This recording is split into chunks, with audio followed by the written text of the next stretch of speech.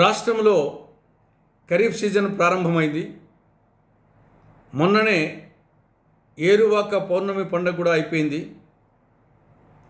వ్యవసాయ కార్యకలాపాలు ముమ్మరమయ్యాయి. ప్రభుత్వం రైతులను ఆదుకోవాల్సిన సమయం ఇది. టీడీపీ కూటమి తన ఎన్నికల మేనిఫెస్టోలో స్పష్టంగా చెప్పడం జరిగింది. అది సూపర్ 6లో కూడా ఒక భాగం. ప్రతి రైతుకు ఏటా 20,000 రూపాయలు ఆర్థిక సాయం చేస్తామని మేనిఫెస్టోలో పేర్కొనడం జరిగింది. ఇచ్చిన మాట ప్రకారంగా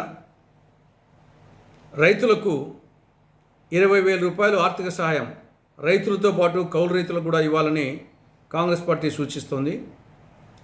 ఇది కేంద్ర ప్రభుత్వం ఇచ్చే 6,000 రూపాయలకు సంబంధం లేకుండా ఈ 20,000 రూపాయలను అటు రైతులకు ఇటు కౌలు రైతులకు ఇవ్వాలని కాంగ్రెస్ పార్టీ సూచిస్తోంది. ఇక రెండవ అంశం అన్నా క్యాంటీన్ల ఏర్పాటు.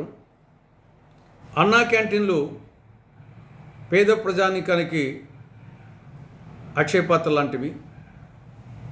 2018 జూలై 11న ఆనాటి టీడీపీ ప్రభుత్వం ఈ అన్న క్యాంటీన్లను ప్రారంభించడం జరిగింది.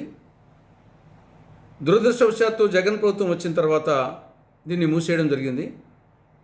మళ్ళీ టీడీపీ కూటమి ప్రభుత్వం అధికారంలోకి వచ్చాక మొన్న 12వ తారీఖున మొదటి రోజు చేసినటువంటి 5 సంతకాల్లో 4వ సంతకం అన్నా క్యాంటీన్ల పునరుద్ధరణ. దీనిని కాంగ్రెస్ పార్టీ ఆహ్వానిస్తూ ఉంది. కానీ ఒక సవరణ చేయాల్సిన అవసరం ఉంది.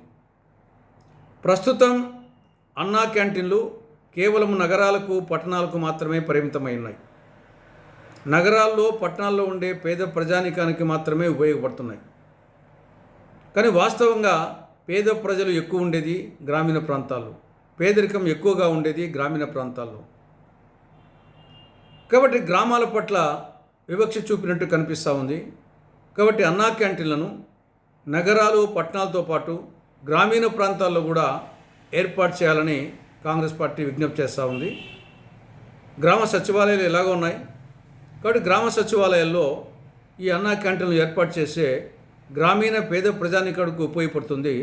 దీన్ని ఆలోచించవలసిందిగా రాష్ట్ర ప్రభుత్వానికి కాంగ్రెస్ పార్టీ విజ్ఞప్తి చేస్తూ ఉంది. For more videos like this, subscribe Big TV channel.